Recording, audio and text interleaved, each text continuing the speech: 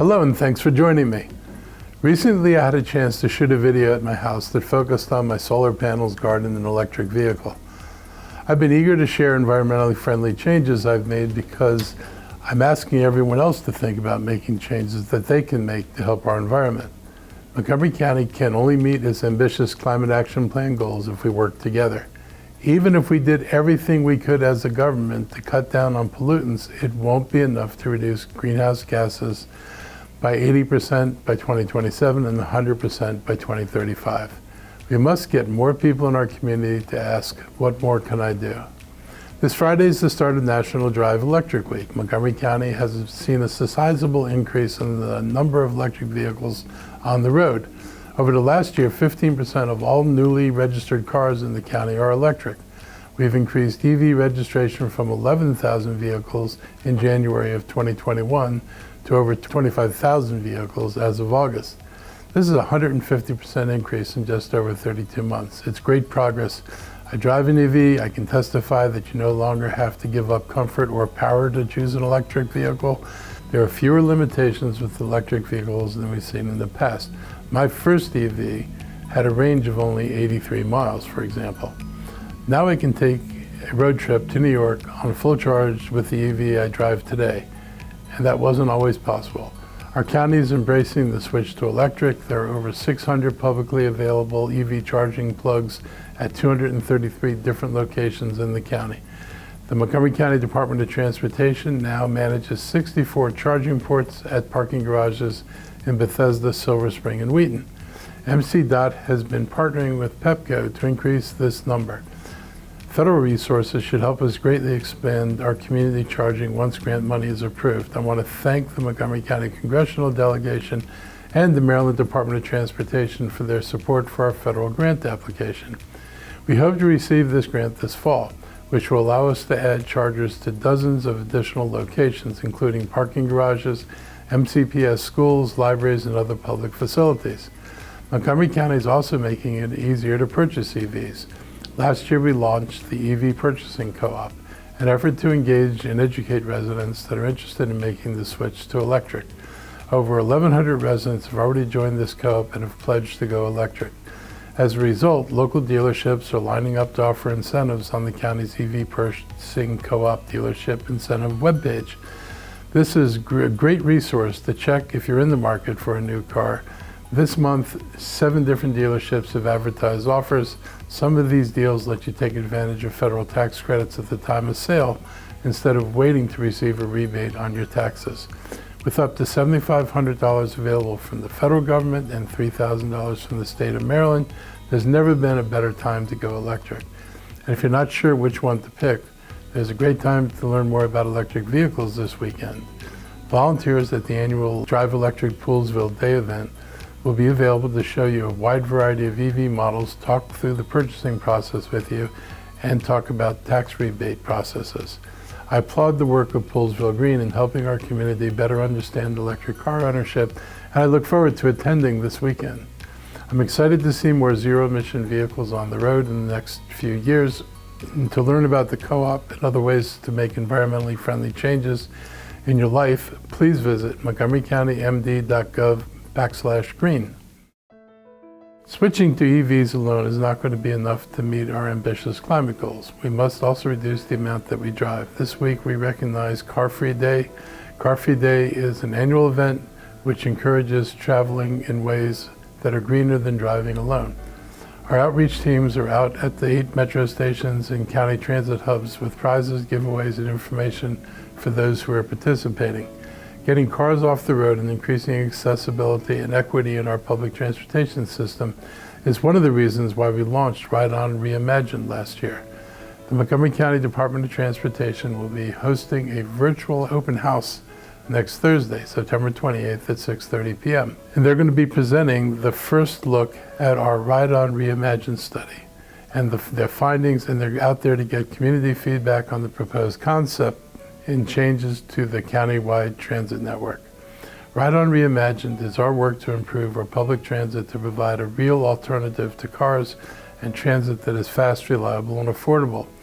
We've worked closely with WMATA through the Better Bus initiative to create a comprehensive plan that integrates a regional network of transportation systems. Reimagined improves transit connections for residents and visitors to shopping, recreation, and jobs.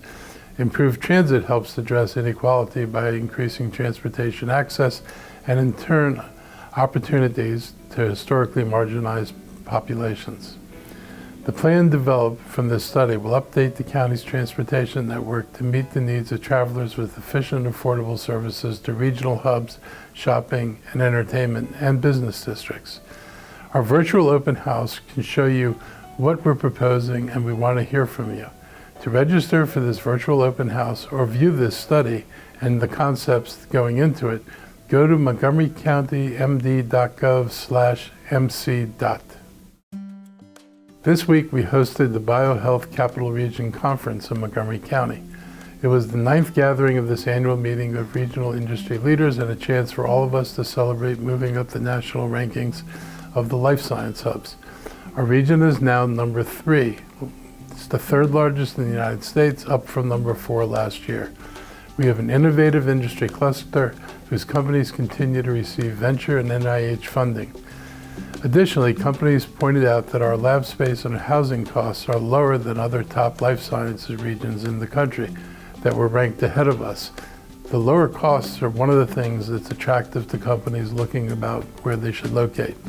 Montgomery County has fully embraced the opportunity to grow with the industry, and we've seen commercial development add millions of square feet of lab space over the last few years. Our Montgomery County programs support business growth in this sector, including our wet lab incubator, biotech investment tax credits, and small business innovative research matching programs. We also have robust training programs through Montgomery College and the universities at Shady Grove that are putting graduates to work. Within our government, permitting and our business center leaders are making it easier for companies to obtain permits, allowing companies to get to work more quickly. Montgomery County will continue to be a growth area for life sciences because of our efforts to add a regional research facility at North Bethesda. The University of Maryland Board of Regents approved funding for the first office for the University of Maryland Institute of Health Computing in North Bethesda. This space will be used by the Institute until permanent office is completed at the North Bethesda Metro Station. Health computing and artificial intelligence technologies are revolutionizing life sciences, and this institute will bring top AI and computing talent that will focus on innovative breakthroughs in solving the medical industry's toughest challenges. This will be the county's first graduate-level academic facility, something that is long overdue. Its presence along a metro line and in the heart of our region's life sciences cluster will draw more companies and create more jobs in our county and in the state. As Dr. Mohan Suntha, the president of the University of Maryland's medical system, said, the IHC can make Montgomery County, quote, the Silicon Valley of health computing.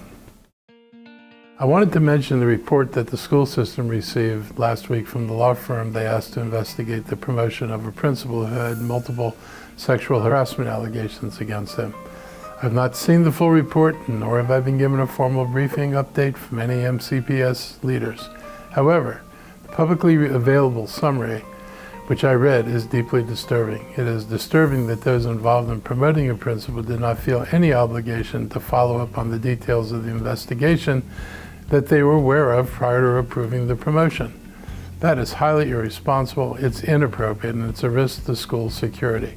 But equally upsetting is the disclosure that MCPS promotions process does not have a mechanism to automatically identify whether a candidate for a promotion or transfer is under investigation, and that anonymous tips are not followed up on or investigated. The teachers who spoke to the media and forced this investigation told reporters they made these complaints to no avail. And this is not the first incidence of reporting possibly troubling behavior.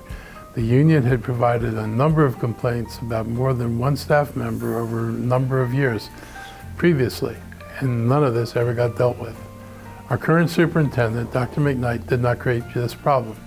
She has inherited it, and I hope she will institute consequences for the people who ignored these serious problems. I look forward to further investigative work by the Office of the Inspector General and the State Board of Education Inspector General to look at the systemic changes that are needed to ensure that these mistakes are not repeated. Last week, I visited one of the county's family involvement centers and read to the kids and their families during story time. I got to see firsthand the powerful impact of these centers on our young ones and their families. The Family Involvement Center is a place for our youngest children to learn through play, child interactions, and activities in which parents and kids are working together. These centers foster an environment where parents and caregivers are given the tools to set strong foundations for their child's social and emotional development. It was so nice to see the joy and curiosity on the children's faces, and it brought back good memories from my time as a teacher.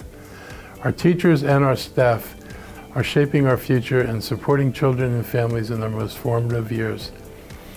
This is of real importance in these early childhood efforts. They make long-term differences in the educational outcomes for our students. Interventions here are truly the most effective interventions you can make in the child's development.